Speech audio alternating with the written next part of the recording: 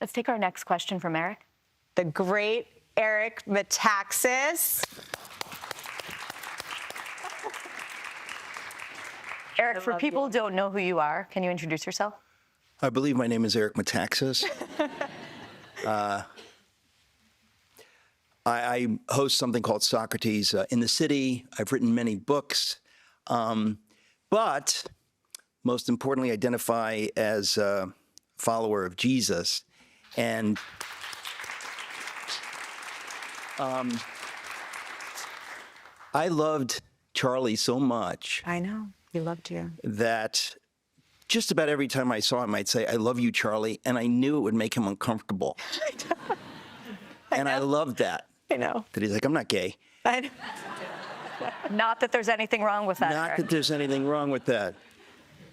But I did. I really loved Charlie. But I want to ask you a question, Erika, since I'm here to ask you a question.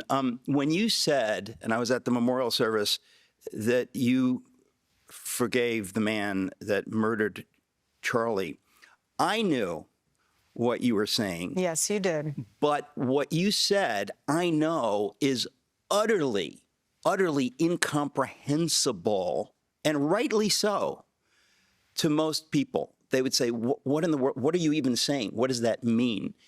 And I think I would say that's what separates the sheep from the goats, that to understand what that means, that you have been forgiven, and because you've been forgiven, you can forgive. And what that means, that to me is just the most powerful evidence for Christian faith. And I said, when you asked that, when you said that, I thought that's like dropping a hand grenade into the bowels of hell.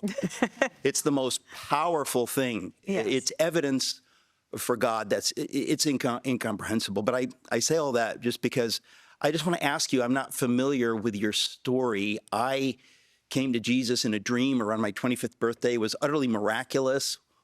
It wasn't an intellectual journey for me. At what point did you come to the kind of a faith that makes it possible for you to say what you said?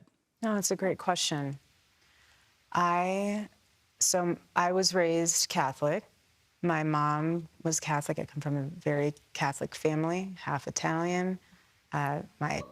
Just very Catholic. And yeah, I'm a Christian, you know.